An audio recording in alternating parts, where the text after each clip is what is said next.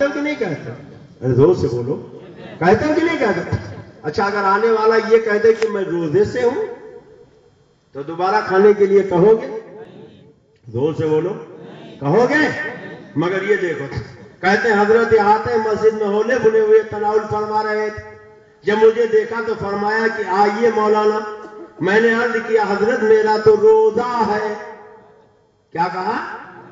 اور جب بتا دیا روزہ ہے تو دوبارہ کھانے کے لیے کہنا چاہیے؟ ارے بولو، کہنا چاہیے؟ اگر آپ سے کوئی کہتے میں روزے سے ہوں تو آپ کھانے کے لیے کہو گے؟ کتنے لوگ نہیں کہیں گے؟ کوئی نہیں کہے گا، جاہل سے جاہل نہیں کہے گا، بولو کہے گا. مگر یہ دیکھو لکھتے تھے کہ میں نے عرض کیا حضرت میرا تو روزہ ہے. تھوڑی دیر تامل کر کے پھر یہی فرمایا کہ آئیے مولانا. دوبارہ کیا کہا؟ آئیے مولانا. اور جب دوبارہ کہا آئیے مولانا تو فوراً میں بلا تامل کھانے بیٹھ گیا. اچھا بانسواڑے والوں، آپ بتاؤ کہ اگر آپ سے ایک مرتبہ نہیں، دو مرتبہ نہیں، کوئی 100 مرتبہ کہے روزے کی حالت میں کہ آئیے کھائیے تو آپ کھائیں گے؟ چنا تو چنا ملک مسلم ہوگا تو کھائیں گے، پلاؤ زردہ بریانی ہوگی تو کھائیں گے. مگر یہ کتنا ندیدہ اور پیٹو تھا کہ کہتا ہے کہ میں نے عرض کیا حضرت میرا تو روزہ ہے. تھوڑی دیر تامل کر کے پھر یہی فرمایا کہ آئیے مولانا. اور جب دوبارہ کہا آئیے مولانا تو میں فوراً بلا تامل کھانے بیٹھ گیا. حالانکہ عصر کی نماز ہو چکی تھی. پورا دن روزے میں بیت گیا، افطار کا وقت قریب تھا. اچھا ایک بات بتاؤ، ثواب روزہ رکھنے میں کہ روزہ توڑنے میں؟ زور سے بولو، زور سے بولو. مگر لکھتا ہے کہ حالانکہ عصر کی نماز ہو چکی تھی، افطار کا وقت قریب تھا. حضرت نے فرمایا اللہ تعالیٰ اس سے زائد آپ کو ثواب عطا فرمائے گا جتنا کہ روزہ میں ہوتا ہے. بولو بانسواڑے والو، ثواب روزہ رکھنے میں کہ روزہ توڑنے میں؟ زور سے بولو، زور سے بولو. مگر یہ کہتا اتنا ثواب روزہ رکھنے میں نہیں ملتا جتنا توڑنے میں ملا. خود لکھتا مجھے اس افطار کے بعد کچھ ایسی کیفیات لذات محسوس ہوئی کہ میں نے کبھی روزے میں نہیں دیکھی. سچ ہے خدا جب دین لیتا ہے تو عقلیں، زور سے بولو عقلیں. بولو ان کی نماز نماز ہے، ان کا روزہ روزہ ہے، ان کا وضو نہیں. نظامی صاحب فرماتے تھے ان کے وضو کو کلہ دتوین کہو، ان کے نماز کو اٹھک بیٹھک کہو، ان کے روزے کو بھوک اپاس کہو. اللہ تعالیٰ ایسے گندے عقیدے والوں سے ہمیں دور رہنے کی توفیق عطا فرمائے. دیکھیے کتاب، اور کتاب کا نام ہے تبلیغی نصاب. اب ڈپلیکیٹ نام انہوں نے رکھا فضائل اعمال. کیا نام رکھا؟ فضائل اعمال. اور صفحہ ہے فضائل نماز کا صفحہ 87. کون سا صفحہ ہے؟ زور سے بولو تاکہ یاد ہو. 87. اچھا ایک بات بتاؤ، قرآن اللہ کی کتاب ہے، بولو ہے نا؟ تو قرآن کا دیکھنا عبادت ہے کہ نہیں؟ قرآن کا چھونا عبادت ہے کہ نہیں؟ قرآن کا پڑھنا عبادت ہے کہ نہیں؟ اگر قرآن سمجھ کے کوئی پڑھے جب بھی عبادت ہے، اگر نہ سمجھ میں آئے جب بھی خشوع خضوع سے پڑھے جب بھی ثواب، اور اگر بغیر خشوع خضوع کے پڑھا جب بھی قرآن ہی تو رہے گا نا. مگر یہ دیکھو کتاب کا نام ہے فضائل اعمال، لکھنے والا ہے زکریا، اور صفحہ ہے 87. لکھا نماز کا معظم حصہ ذکر ہے، قرأت قرآن ہے. یہ چیزیں اگر غفلت کی حالت میں ہوں تو مناجات یا کلام نہیں ہے، ایسے ہی ہے جیسے بخار کی حالت میں ہذیان و بکواس ہوتی ہے. معاذ اللہ. زور سے بولو معاذ اللہ. سارا مجمع بولے معاذ اللہ.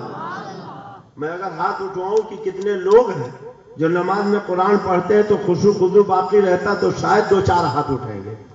ورنہ آپ نماز میں نیت باندھ کے کھڑے ہوتے ہو تو کبھی کھیت میں، کبھی کھلیان میں، کبھی دکان میں، کبھی پلاٹ پر، کبھی مکان میں، کبھی گھر میں، کبھی دوست احباب کے ہاں. بولو ذہن بھٹکتا ہے کہ نہیں بھٹکتا؟ ارے بولو بھٹکتا ہے کہ نہیں بھٹکتا؟ اچھا اگر خدا نخواستہ ذہن بھٹک جائے تو آپ جو قرآن پڑھو گے وہ قرآن رہے گا کہ نہیں رہے گا؟ قرآن تو ہر حال میں رہے گا. اب اگر قرآن کو کوئی ہذیان و بکواس کا ہے تو وہ مومن ہوگا کہ کافر؟ زور سے بولو، زور سے بولو.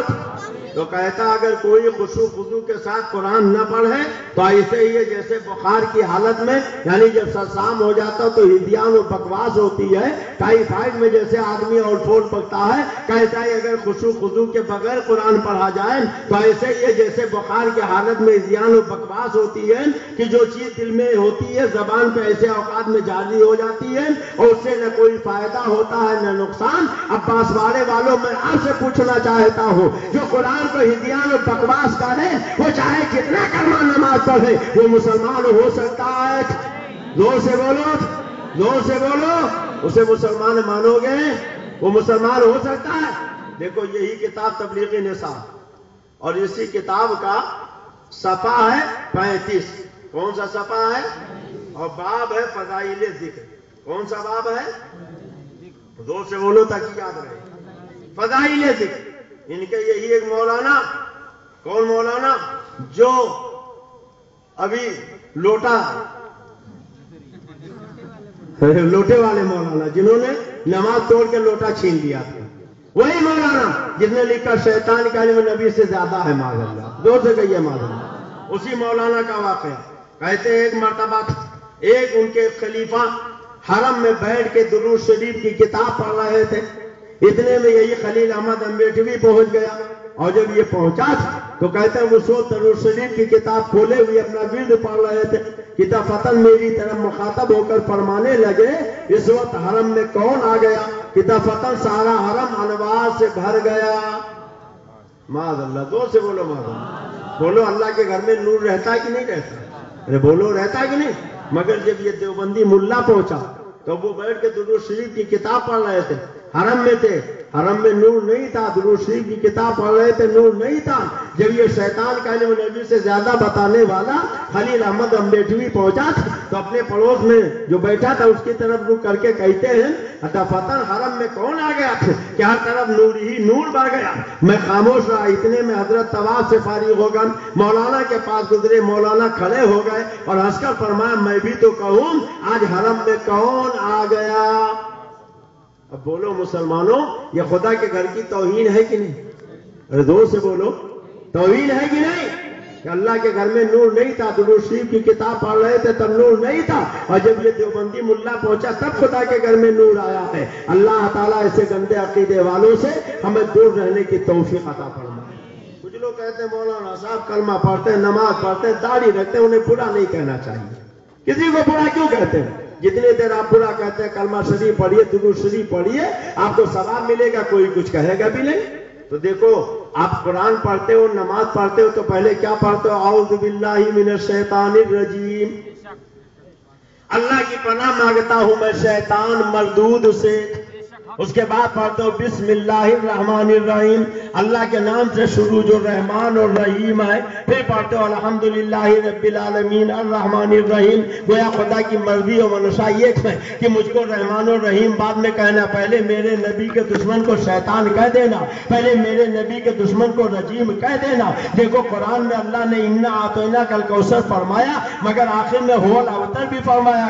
گویا خدا کی مرضی یہ ہے کہ نبی کو میں نے کہہ دیا کوثر کا خزانہ دیا ہے، مگر نبی کے دشمن کو ابتر بھی کہنا چاہیے۔ تبت یدا ابی لہب بھی تو قرآن ہی میں ہے، اعوذ باللہ من الشیطان الرجیم بھی تو قرآن میں پڑھا جاتا ہے، اور قرآن پڑھنے سے پہلے پڑھا جاتا ہے قل یا ایھا الکافرون بھی تو پڑھا جاتا ہے۔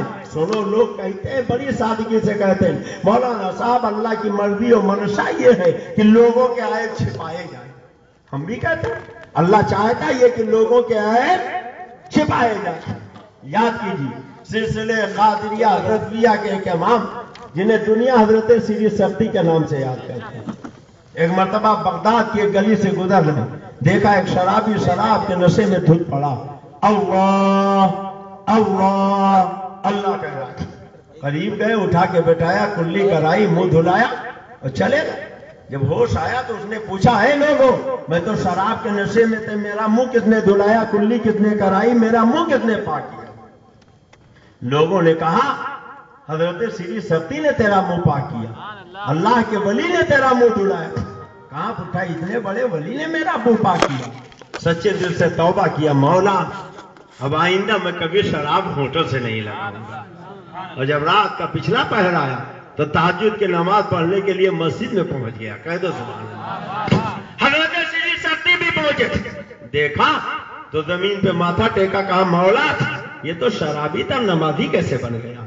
تو اللہ نے فرمایا کہ اے سیدی سختی, تمہاری غیرت کو گوارا نہ ہوا کہ یہ ناپاک منہ سے میرا پاک نام لے, تو میری محبت کو گوارا نہ ہوا کہ جس کا منہ تم نے پاک کر دیا دوبارہ ناپاک ہو. تم نے میری محبت میں اس کا منہ پاک کیا تھا, میں یہ تمہاری محبت میں اس کا دل پاک کر دیا.